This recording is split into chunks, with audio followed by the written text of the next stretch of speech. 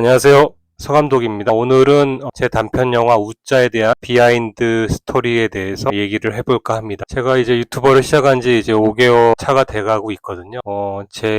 처음에는 한국 콘텐츠를 이제 외국 분들에게 알리는 그런 컨셉으로 시작하다가 제가 이제 저를 오픈하고 나서는 제가 찍었던 독립영화들 그리고 저의 일상적인 일상생활들을 올리고 있는데요. 제 영화가 여러 편 독립영화를 찍었는데 우짜까지 지금 올린 거는 제가 연출한 거는 3편이었고요.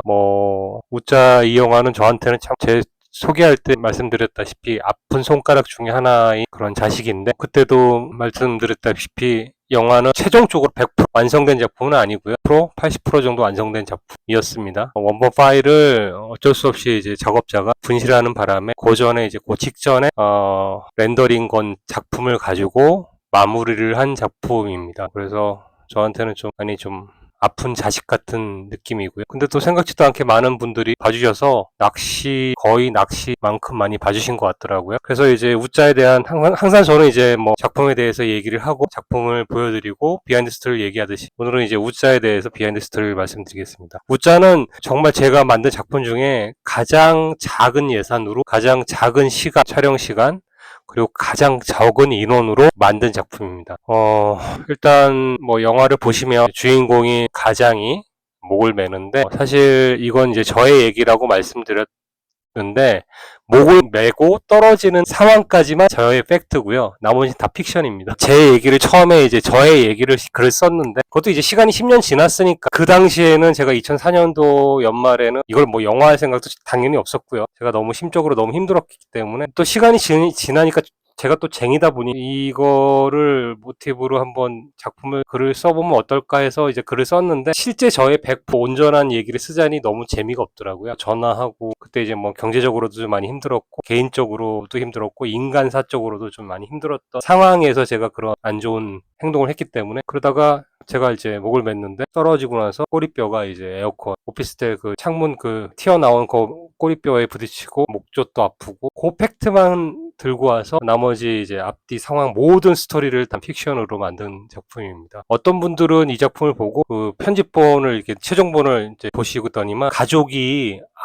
딸하고 와이프가 죽어서 같이 딸아 자살한 거 아니냐라는 의견을 말씀하신 분도 몇 분 계셨어요. 그래서 저렇게도 볼 수 있겠다라는 생각이 들었습니다. 왜냐하면 해상씬이 약간 좀 몽환적인 어떤 화면으로 나오다 보니까, 그리고 제가 이제 중간중간에 인서트 어떤 서류나 이런 걸 군더더기라서 빼버리니까 그렇게 오해해서 보시는 분도 계시더라고요. 근데 충분히 그렇게 보실 수 있는 상황이고요. 제 의도는 그게 아니라 그 남겨진 가족을 위해서 가장으로서 어떤 자살을 함으로써 어떤 가족에게 보험금이나 이런 쪽으로 해서 혜택을 주려고 하는 그런 의도로 이제 대본을 썼던 건데, 어떻게 보면은 가족들이 죽어서 같이 따라서 못 살고 것 같으니까 따라서 죽는다는 느낌으로 보여지기도 하더라고요. 의도와 다르게 보여줄 수도 있겠다. 근데 그렇게 보여도, 그렇게 여러 가지 결말로 보여도 더 낫겠다는 생각이 좀 들었었던 것 같고요. 그랬습니다. 이 작품은 정확히는 2회차에 찍었습니다. 2회차에 찍었고요. 회상씬에서 이제 숲을 가족이 돌아다니는 장면을 그때 제가 이제 핸드폰으로 올림픽공원 가서 그 장면하고, 그 다음에 웨딩드레스룸, 와이프가 이제 웨딩드레스를 입고 있는 그거를 이제 협찬을 받아서 강남의 웨딩드레스룸을 협찬을 받아서 이제 찍게 됐고요. 그건 이제 전부 다 핸드폰으로 찍었고, 나머지 실제 사무실에서 그 주인공 회사 대표로서 그 사무실에서 방에서 있는 그 모든 이루어졌던 장면들은 이제 저녁 7시서부터 다음날 아침까지 찍었던 장면입니다. 이게 사실은 영화를 보시면 흑백이지만 실제 처음에는 컬러로 작업을 했었어요. 근데 제가 이게 갑자기 흑백으로 전환을 한 이유가 어쩔 수 없이 전환이 됐는데, 저는 오히려 그게 더 임팩트가 강하게 주인공의 어떤 심정이나 이런 것들을 표현한다고 해서 오히려 그게 좀 더 나은 상황이 됐는데, 전화이복이 된 상황인 케이스인데, 저희가 막 촬영을 하다가 제가 처음으로 이제 콘티 스토리보드 없이 찍게 됐는데, 시나리오가 있으면 거기 밑에다가 이제 앵글의 샷이나 어떤 장면 전환 이런 걸 다 토시를 달아서 그렇게 촬영을 하게 됐는데, 점점 시간이 지날수록 처음에는 이제 여유있게 찍다가 그게 또 제가 기억에 1년 중에 가장 해가 일찍 뜨는 날에 찍었던 걸로 전 기억하거든요. 그래가지고 한 새벽 3시, 3시가 아니라 한 4시 반, 5시쯤서부터 이제 바깥에 창문에서 해가 이제 슬슬 올라오더라고요. 근데 아직 찍을 장면이 너무 많이 남아서 어떡하지 하다가 결국은 이제 앵글을 좀 최대한 창문이 안 나오는 방향 쪽으로 해서 그렇게 해서 찍었는데 편집을 할 때 보니까 도저히 약간 그래도 좀 어색하더라고요. 그래서 이걸 어쩔 수 없이 흑백으로 전환을 시켰습니다. 근데 그 흑백으로 전환을 하니까 오히려 그 배우의 감정선이나 그 심정이 더 극대화되더라고요. 그래서 어떻게 보면 전화위복이 된 셈인데 그렇게 돼서 계속 모든 장면이 흑백으로 나오다가 목을 메고 떨어지고 나서 흐느끼면서 울다가 카메라가 천천히 빠지면서 흑백에서 컬러로 전환했을 때 이제 현실 그리고 딸의 전화가 계속 울리죠. 그러면서 이제 받는과 동시에 받는 건 물론 영상이 안 나오지만 아빠라는 소리와 함께 엔딩 크레딧이 올라가는 씬으로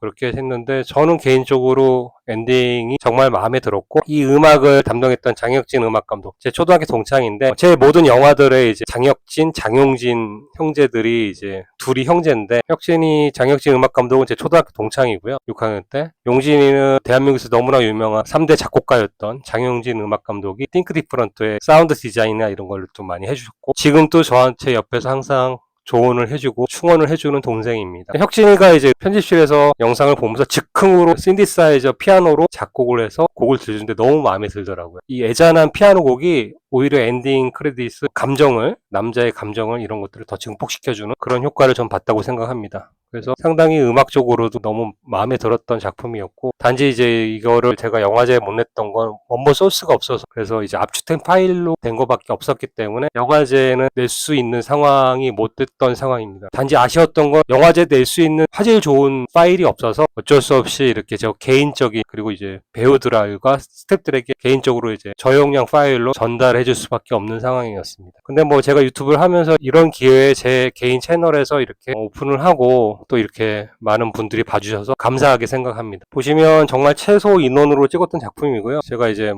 이거 말하면서 뒤에 이제 그 현장 사진들을 제가 올려드릴 텐데 조 감독 했던 김남수라고 이 친구가 이제 배우인데 그때 옆에서 이제 조 감독을 해줬었고 그러니까 메이크업이나 이런 게 제 친구가 이렇게 좀 해줬었던 작품이고요. 최소 인원으로 최단 시간 내에 찍었던 작품입니다. 그런데 글 쓸 때는 글 작업은 제가 이때까지 작업했던 글 작업 중에 이게 제일 힘들었어요. 아무래도 제 그 안 좋은 얘기를 영화화 하다 보니까 좀 약간 힘들었던 것 같아요. 그래서 오창경 배우, 창경이 형과 많은 얘기를 나눴었고 촬영 전에도 제 의견이나 배우의 의견을 최대한 수렴을 해서 작품에 반영하도록 노력했던 작품이었습니다. 어찌됐건 긴 시간 동안 봐주셔서 감사하고요. 저한테는 정말 뜻깊은 작품이었고 영화제 파일이 원본 소스가 있어서 영화제에 갔을지 안 갔을지는 모르지만 그래도 이왕이면 좀 제대로 100%된 작품을 만들지 못해서 좀 아쉬운 그런 작품이긴 합니다. 하여튼 봐주셔서 감사하고 우짜의 비하인드 스토리는 여기까지 하겠습니다. 감사합니다.